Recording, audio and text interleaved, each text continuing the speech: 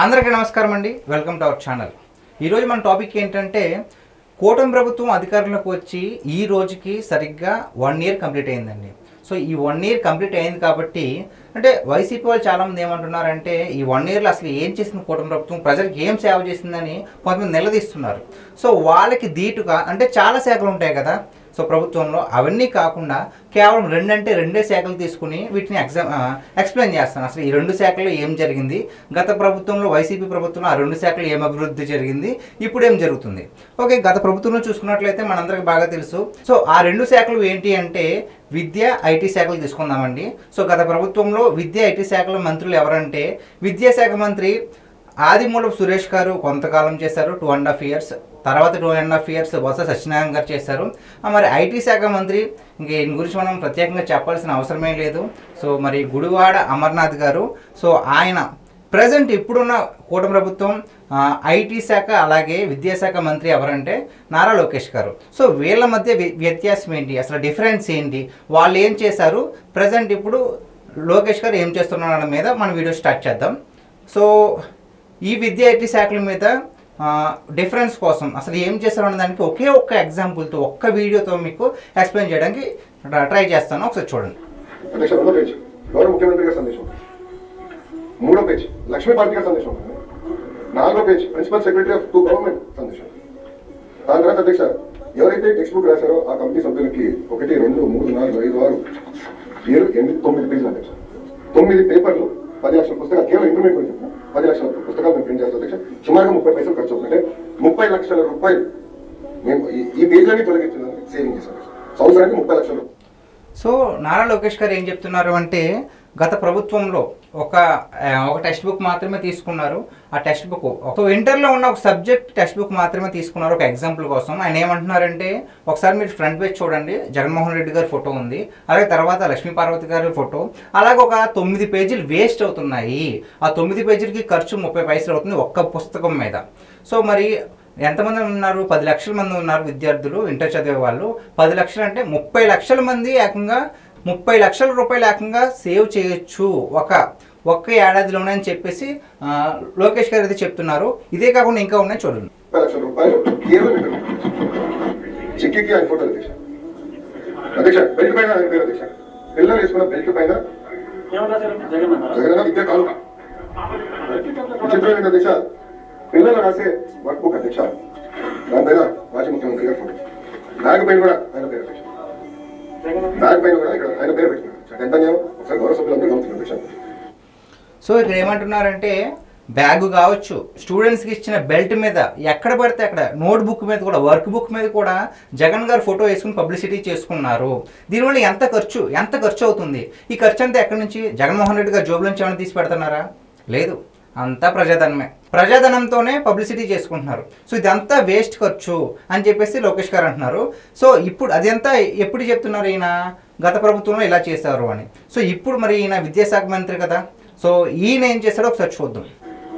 ప్రభుత్వానికి ఆంధ్ర రాష్ట్ర ప్రభుత్వం బెల్ట్ పైన డాక్టర్ సర్వేపల్లి రాధాకృష్ణ గారు గిఫ్ట్ పేరుతో బెల్ట్ ఇస్తున్నాం. ఇక్కడ కూడా మనం ఇస్తున్న వర్క్ బుక్స్ ఎక్కడ కానీ నో ఫోటోస్. గౌరవ ముఖ్యమంత్రి గారి ఫోటో లేదు, విద్యాశాఖ మంత్రి గారి ఫోటో లేదు, ఎవరి ఫోటో లేదు. చాలా క్లియర్ మెసేజ్, మంచి మోటివేషన్ కోర్స్ కూడా పెట్టాలని గౌరవ సెక్రటరీ గారు కూడా నేను చెప్తాను జరిగింది. ఎస్పీ గారు నేను చెప్పాను అధ్యక్ష. అంటే పాజిటివ్ ఎన్వైరన్మెంట్ లో పిల్లలు చదవాలి, అంతేగాని మన ఫోటో రాకుండా రుద్దకూడదు ఆలోచనతో చూసాం అధ్యక్ష.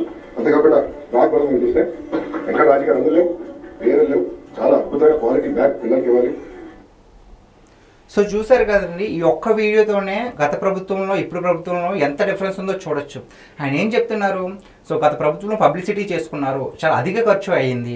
ఇక్కడ మేము చూసుకుంటే బ్యాగ్ మీద మా ఫోటోలు లేవు, అలాగే బెల్ట్ మీద కూడా డాక్టర్ సర్వేపల్లి రాధాకృష్ణ గారు అంటే గురువు, ఒక గురువుకి అందరికీ కూడా టీచర్స్ ఆయన బర్త్డేని మనం టీచర్స్ డేగా మార్చుకుంటాం కాబట్టి, జరుపుకుంటాం కాబట్టి ఆయన ఫోటో వేసి ఆయన గౌరవిస్తున్నాము. అలాగే చిక్కీ మీద కావచ్చు, ఎక్కడ మీద కూడా మా పబ్లిసిటీ లేదు, పిల్లల్ని రాజకీయాలకు దూరంగా ఉంచాలనే ఆలోచనతో మరి లోకేష్ గారు అయితే ఈ నిర్ణయం తీసుకోవడం జరిగింది. ఇక్కడే తెలిసిపోతుంది కదా, ఇది అంటే ఈ పబ్లిసిటీ ఖర్చులు పక్కన పెడితే ఆ వచ్చే డబ్బులతో ఎంతమందికి సేవ చేయొచ్చు అదొకసారి ఆలోచించారా? అది లేదు. సో నెక్స్ట్, సో ఈ వీడియోలో మనం ఏం తెలుసుకుంటున్నామంటే అంటే గత ప్రభుత్వం పిల్లల ద్వారా ఎలా మత రాజకీయాలు చేశారు అన్నదానికి ఒక చిన్న ఎగ్జాంపుల్ అండి. ఏంటో వీడియోలో చూద్దాం ఒకసారి. పిల్లలకందరికి ఇచ్చారు. వెనకాల జగన్మోహన్ రెడ్డి గారి బొమ్మతో, నవరత్నాల బొమ్మతో ఉంది అధ్యక్ష. దీంట్లో ఈ 309 పేజీలో అధ్యక్ష, గాడ్ అంటే ఏమిటి, అర్థం ఏమిటి అని దీంట్లో రాయాల్సింది. Dictionary English to Telugu. God అంటే the one spirit that Christians, Jews and Muslims believe made in the world. ఈ విశ్వాసాన్ని సృష్టించాడని ఇస్లాము, క్రైస్తవులు మరియు యూదు మతస్థులు నమ్మే దైవము అని రాసి ఉంది అధ్యక్ష. ఎంత దారుణమో చూడండి అధ్యక్ష. చిన్న బిడ్డల దగ్గర నుంచి కూడా ఇతర మతాల మీద ద్వేషం కేవలం ఒక ఇస్లామునో లేకపోతే క్రిస్టియన్లను ప్రమోట్ చేసే విధంగా మరి మీరేం చేశారండి అదే సందర్భం. సో చూసారు కదండి ఈ వీడియో. అంటే చిన్నపిల్లలు చదువుకున్న ఒక డిక్షనరీలో ఆయన పేజ్ నెంబర్ చెప్పారు కదా, ఆ పేజ్ నెంబర్కి వెళ్తే గాడ్ అంటే డిక్షనరీ అంటే మనందరికీ తెలిసిందే. సో ప్రతి ఒక్క పదానికి అర్థం అది ఏ భాషలో ఉంటే ఆ భాషలో మన అర్థం తెలుసుకోవడానికి. సో గాడ్ అంటే అక్కడ మీనింగ్ ఏం చెప్పారంటే, ఒక ఇస్లాం వాళ్ళు అలాగే క్రైస్తవులు, యోధులు వీళ్ళంతా కూడా పూజించే దైవం అని రాశారు తప్ప ఎక్కడ కూడా హిందూ మతం గురించి రాయలేదు. అంటే పిల్లలు ఇక్కడి నుంచే డైవర్ట్ అవుతూ ఉంటారు. అంటే చిన్నప్పటి నుంచి మనం ఏం చదువుకుంటాం అదే నమ్ముతాం కదా. సో పిల్లల్ని డైవర్ట్ చేయడానికి ఒక ఆ డిక్షనరీలో అలా అయితే పొందుపరిచారు. సో మరి ఇది ఎంతవరకు కరెక్ట్ అంటారు, మీరే చెప్పండి. సో మరి దీన్ని ఎలా సవరణ చేశారు అంటే, కూటమి ప్రభుత్వం ఎలా సవరణ చేసింది అంటే అది కూడా చూద్దాం ఒకసారి. సందర్భంలో మొన్ననే మన మంత్రి గారు లోకేష్ బాబు గారు పిలిచినప్పుడు మాకు ఈ డిక్షనరీ కూడా ఇచ్చారండి. పిల్లలకి ఇవ్వబోతున్నాం అనే డిక్షనరీ అధ్యక్ష. గాడ్ అంటే ఏమిటి అని రాసింది. గాడ్ అంటే the supreme being worshipped in different religious and practices. అంటే దేవుడు సృష్టికర్త, భగవంతుడు అని రాసింది. 5 సంవత్సరాలు ఈ సో చూసారు కదండి, ఏదైతే గాడ్ మీనింగ్ ఉందో దాన్ని తీసేసి గాడ్ అంటే ఎవరైతే నమ్ముతారో వాళ్ళు రకరకాల మతాలు ఉంటాయని అర్థం వచ్చేటట్టుగా రాయడం జరిగింది. సో ఇక్కడే మనం చాలా వరకు గమనించవచ్చు గత ప్రభుత్వం ఎలా డైవర్ట్ చేస్తుంది ప్రజల్ని, సో ఈ ప్రభుత్వం ఎలా సరిదిద్దుతుంది తప్పుని అన్నట్టుగా మనం బాగా గమనించవచ్చు. ఈ ఒక్క విషయమే కాదండి, ఇంకా చాలా విషయాలు ఉన్నాయి. సో ఇప్పుడు దాకా అంటే మనం కేవలం విద్యాశాఖలో మాత్రమే చూసాం. సో ఇప్పుడు ఐటీ శాఖలో, సో మరి ఈ ఐటీ శాఖ మంత్రిగా కూడా నారా లోకేష్ గారు మంత్రిగా ఉన్నారు కాబట్టి, సో మరి గత ఐటీ శాఖ మంత్రి మనందరికి బాగా తెలుసు, మన రాష్ట్రాన్ని ఎంత బాగా అభివృద్ధి చేశారో కూడా తెలుసు, గుడివాడ అమర్నాథ్ గారు. సో మరి ఆయన ఏమన్నాడు, దావోస్కి వెళ్ళి కంపెనీలు తీసుకురండి అయ్యా బాబు అంటే, మాకు చలిగా ఉంది మేము వెళ్ళలేము, అక్కడ చాలా చలిగా ఉంటుంది మేము వెళ్ళలేమని చెప్పారు. సో అభివృద్ధి ఏం చేశారు, ఏం కంపెనీలు తీసుకొచ్చారంటే అప్పడాలు అంటారు, అవంటారు ఇవ్వంటారు, ఏదేదో మాట్లాడుతూ ఉంటారు. సో మన రాష్ట్రాన్ని అధపాతాళానికి తొక్కేయడానికి ఈ గుడివాడ అమర్నాథ్ గారు కూడా ఒక కారణం అని చెప్పొచ్చు. సో మరి దానికి అంటే ప్రజెంట్ ఉన్న కూటమి ప్రభుత్వం ఐటీ శాఖ మంత్రి లోకేష్ గారు ఏం చేశారు అన్నది ఒకే ఒక్క పోస్ట్లో మనం చూపిద్దామండి. సో మనం చూసుకున్నట్లయితే మీరు రాష్ట్రానికి ఏ అభివృద్ధి చేశారు, ఏ కంపెనీలు తీసుకొచ్చారని చాలామంది వైసీపీ నాయకులు అడుగుతూ ఉంటున్నారు కదా. సో వాళ్ళకి ఇచ్చే సమాధానం ఏంటంటే, సో ఇక్కడ ఉన్నవన్నీ కూడా లోకేష్ గారు దావోస్కి వెళ్ళి కావచ్చు, లేదంటే డైరెక్ట్గా వాళ్ళ దగ్గరికి వెళ్ళి మీటింగ్ అయ్యి మన రాష్ట్రానికి తీసుకొచ్చిన కంపెనీస్ అండి.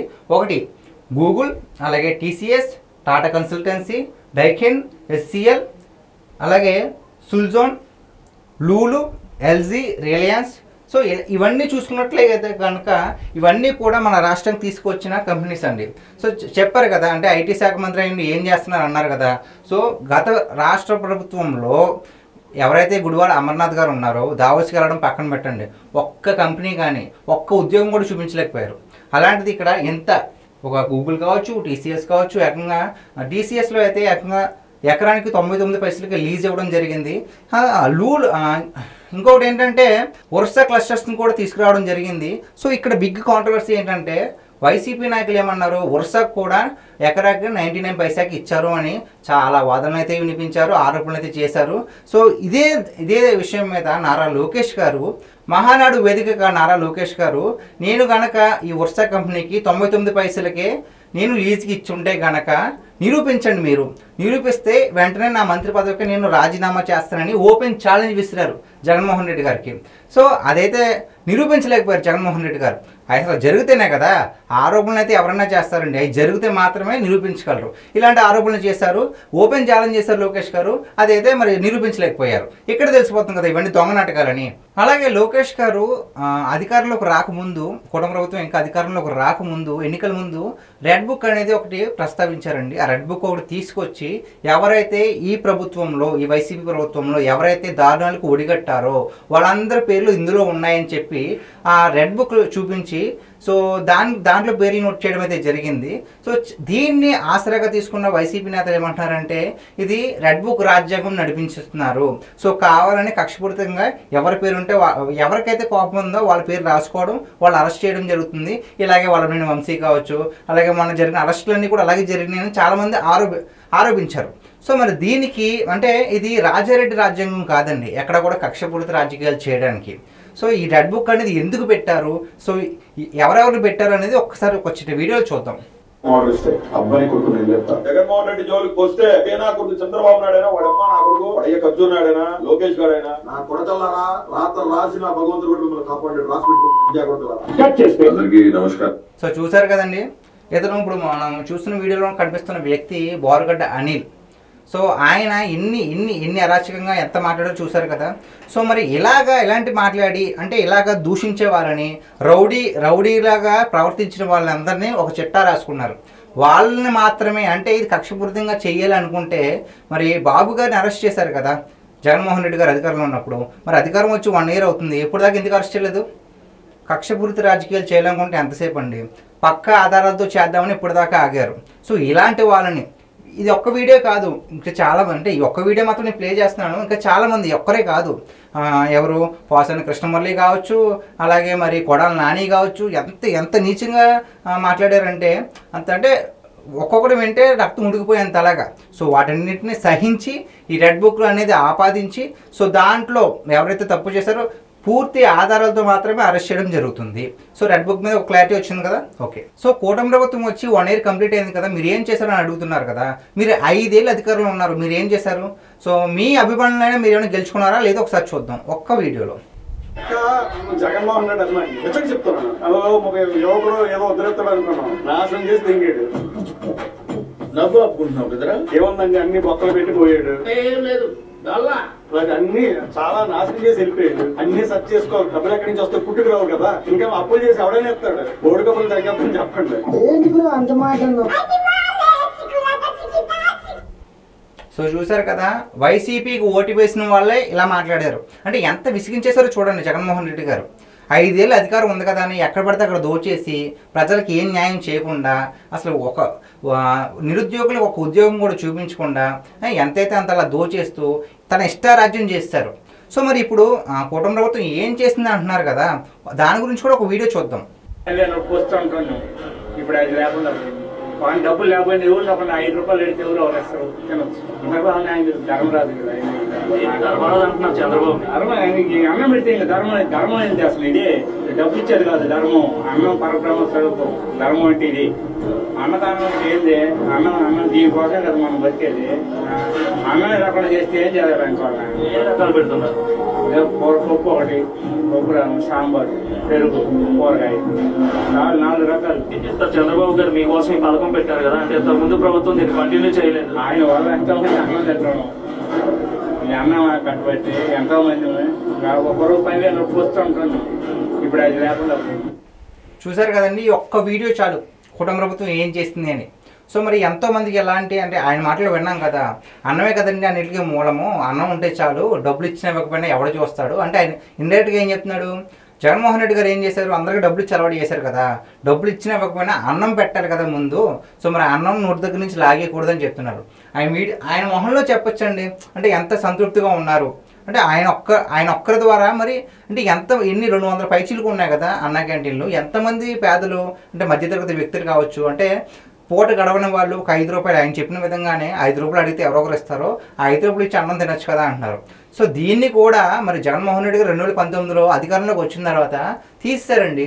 ఎంతోమందికి ఇలాంటి పేదలకు అన్నం దొరకకుండా చేస్తారు. ఈ ఒక్కటి చాలదండి కూటమి ప్రభుత్వం ఏం చేసిందని చెప్పడానికి. ఇవే కాదు ఇంకా చాలా చేశారు. సో పెన్షన్ అయితే పెంచడం జరిగింది 4,000 రూపాయలకి. జగన్మోహన్ రెడ్డి గారు 3,000 చేస్తున్నారు. ఎప్పటికీ ఈ 5 సంవత్సరాలకి 3,000 చేస్తారు. అలాంటిది కూటమి ప్రభుత్వం అధికారంలోకి వచ్చిన వెంటనే కూడా 4,000, అంతకుముందు 3,000, ఇవి కలిపి 7,000 ఇవ్వడం జరిగింది. అలాగే దీపం పథకం కింద గ్యాస్ సిలిండర్లు ఉచితంగా, ఇంకా చాలా ఉన్నాయండి. అన్నిటికంటే ముఖ్యంగా ఏంటంటే రోడ్లు అండి. రోడ్లు నేను ప్రతి వీడియో చూపించలేకపోతున్నాం కానీ అంటే ఎంత దారుణంగా 5 ఏళ్ళు కూడా ప్రజలు ఎంత నరకం అనుభవించారో. సంక్రాంతి పండగ కల్లా రోడ్ల కళ అయితే నెరవేరైపోయింది. సంక్రాంతి పండగ కల్లా రోడ్ల కళ అయితే నెరవేరింది. సో ఎక్కడెక్కడి నుంచో మరి పొట్టకూటు కోసం ఎక్కడికో వెళ్ళి పండగకు వస్తారు కదా. సో అప్పుడు కూడా ఎటువంటి ఆటంకం లేకుండా ఈ రోడ్డు చూసి అందరూ ఆనందం వ్యక్తం చేశారు. ఆ వీడియోలు కూడా బాగా వైరల్ అయ్యాయి. సో అభివృద్ధి అంటే రోడ్లేనా అని చాలామంది అన్నారు. నడవాలంటే రోడ్డు కావాలండి. అభివృద్ధి అంటే ప్రయాణించడం, ముందుకు ప్రయాణించడం. ఆ ప్రయాణించడం రోడ్డు ఎంతో అవసరం కదా. సో ఇవే కాదండి, చాలా మంచి పనులు అయితే చేయడం జరిగింది. సో ఈ 1 ఇయర్లో చూసారు కదా, అటు విద్య అలాగే ఐటీ శాఖ మంత్రి అయిన నారా లోకేష్ గారు ఎన్ని మంచి పనులు చేశారు, అలాగే మరి గతంలో ఏమేమి చేశారో అన్నీ చూస్తాము. సో ఈ వీడియో పైన మీ అభిప్రాయం ఏంటో కామెంట్ చేయండి. Thank you.